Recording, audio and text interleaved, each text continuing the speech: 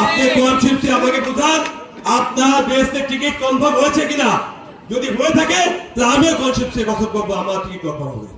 অত্যন্ত দামি এই ভোট, রক্ত দিয়ে কিনা এই ভোট, এই ভোটের উপর ডিপেন্ড করছে আপনার সন্তানের ভবিষ্যৎ, আপনার সংসার, আপনার এলাকার ভবিষ্যৎ, দেশের রাজনীতির ভবিষ্যৎ এই ভোটের উপর ডিপেন্ড করছে।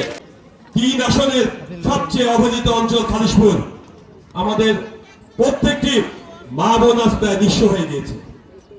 অনেক ভাইরা এলাকা ছেড়ে চলে গেছেন, কিছু কিছু ভাই আছেন তারা ফ্যামিলি এখানে রেখেছেন কিন্তু কাজ করে অনেক দূরে দূরে।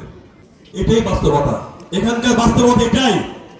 আমরা যদি 18 সালে নিরপেক্ষ একটি নির্বাচনের মাধ্যমে সরকার গঠন করতে পারতাম, আমাদের ভাগ্যে এই নিয়তি থাকতো না, এই অভাব থাকতো না। অনেক ত্যাগ তিতিক্ষার পরে আবার ভোট এসেছে, আশঙ্কা এখনো কাটেনি, এখনো আমরা আশঙ্কা মুক্ত হতে পারিনি। আবারও একটি ষড়যন্ত্রকারী মহল, কুচক্রী মহল এই ভোটকে বানচাল করার চেষ্টা করছে। কেন কেন চেষ্টা করছেন? তারা চায় না বাংলাদেশে একটি নির্বাচিত সরকার আসুক, তারা চায় না জনগণের পক্ষে শক্তির একটি সরকার আসুক, তারা চায় না জনগণের আকাঙ্ক্ষা পূরণের একটি সরকার আসুক। কারণ যারা আসবে তারা জনগণের ভোটে আসবে এবং জনগণের কথা শুনতে তারা বাধ্য থাকবে। এইরকম একটি সরকার তারা দেখতে চায় না। তারা চায় যেভাবে রাষ্ট্র চলছে এইভাবে চলতে চলতে চলতে শেষ হয়ে যাবে, বাংলাদেশ একটা ব্যর্থ রাষ্ট্রে পরিণত হবে, অন্য অন্য দেশগুলো বাংলাদেশকে চুষে খাবে। এটাই তাদের চক্রান্ত, এটাই তাদের ষড়যন্ত্র, অতীতে যেভাবে হয়েছে। তাই আমি সকলকে বলবো সতর্ক থাকতে হবে, চোখ কান খোলা রাখতে হবে। এই যে ভোটের অধিকার আপনি ফিরে পেতে যাচ্ছেন, এই ভোটটা কিন্তু এমনি এমনি আসেনি, অত্যন্ত মূল্যবান এই ভোট। এই ভোট আপনার কাছে যে এভাবে এসেছে এটা কিন্তু অন্যান্য সময় ভোটের মতো নয়।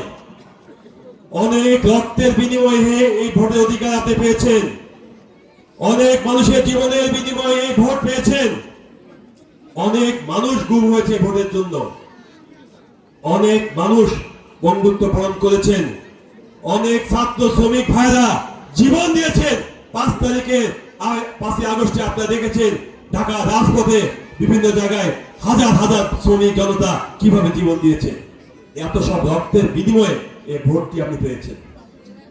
এই ভোটটি অবহেলা করে খেলায় হারিয়ে যেতে দেওয়া যাবে না, অবহেলা করে ভোট দেওয়া যাবে না, যেন তেন প্রকারে ভোটটিকে নষ্ট করা যাবে না। অত্যন্ত দামি এই ভোট, রক্ত দিয়ে কিনা এই ভোট, এই ভোটের উপর ডিপেন্ড করছে আপনার সন্তানের ভবিষ্যৎ, আপনার সংসার, আপনার এলাকার ভবিষ্যৎ, দেশের রাজনীতির ভবিষ্যৎ এই ভোটের উপর ডিপেন্ড করছে। বাংলাদেশ থাকবে কি থাকবে না এই ভোটের উপর ডিপেন্ড করছে। সুতরাং এই ভোটটাকে যত্নে লালন করতে হবে, সযত্নে আপনার মেধা খাটিয়ে, বুদ্ধি খাটিয়ে আপনার পছন্দের ব্যক্তিকে, যে আপনার প্রয়োজনে কাজে লাগবে, দেশের প্রয়োজনে কাজে লাগবে, তাকেই ভোটটা দিতে হবে। 16 বছর আন্দোলনের ফলে এবং 5ই আগস্ট ছাত্র জনতা বিপ্লবের মাধ্যমে ভোটের অধিকার ফিরে পেয়েছে, এমনি এমনি ভোটটা ফিরে পাননি। সুতরাং বুঝে শুনে ভোট দিতে হবে, বুঝে শুনে ভোটটা প্রয়োগ করতে হবে। কেউ রাতে আধারে ঘরের মধ্যে ঢুকে বলল এভাবে চললে, এখানে ভোট দিলে আপনি ভেস্তে যাবেন, এভাবে ভোট দেওয়া যাবে না। এভাবে চললে প্রযোগে যাবেন, এই ভয় দেখিয়ে ভোট দেওয়া যাবে না, দেওয়া যাবে না। কিংবা বোরকার মধ্যে করে নিয়ে ছোট্ট একটি কোরআন শরীফ হাতের মধ্যে ছুঁয়ে বলল কোরআন শরীফ ছুঁয়েছেন কিন্তু ভোট দিতে হবে। এইভাবে যে কোরআন শরীফ ছুঁয়াবে সে একটি অন্যায় কাজ করেছে, তার পাপ হবে, আপনার পাপ হবে না। এখানে ইমাম সাহেব আছে, ইমাম সাহেব আমার সামনে বলবে এইভাবে মিথ্যা কথা বলে যে কোরআন শরীফ ছুঁয়াবে তার কিন্তু পাপ হবে। বেহেশতে দোজখের কথা যে বলে, আমি একটি বুদ্ধি শিখিয়ে দিই আপনাদেরকে। বলেন এরকম বিভিন্ন জায়গায় গেছে না, বিভিন্ন বাড়ি বাড়ি গেছে তো নাকি?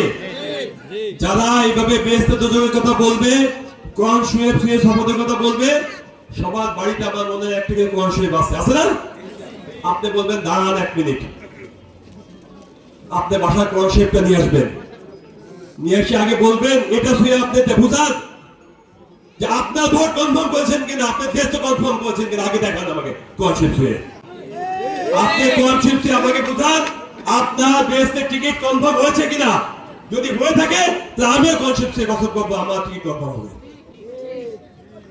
সুতরাং ভাওতাবাজি দিয়ে, জোট চুরি করে, চালাকি করে, বোকা বানিয়ে আমার সহজ সরল মা বোনদেরকে অসাধ্য সুযোগ দিয়ে যারা এই টাইপের কাজ করবে তাদেরকে ধরে ধরে থানায় পাঠিয়ে দিতে হবে। অসাধ্য সুযোগ দিয়ে যারা মানুষকে এক্সপ্লয়েট করে, বিপদগামী করে, তারা শাস্তিযোগ্য অপরাধ করে।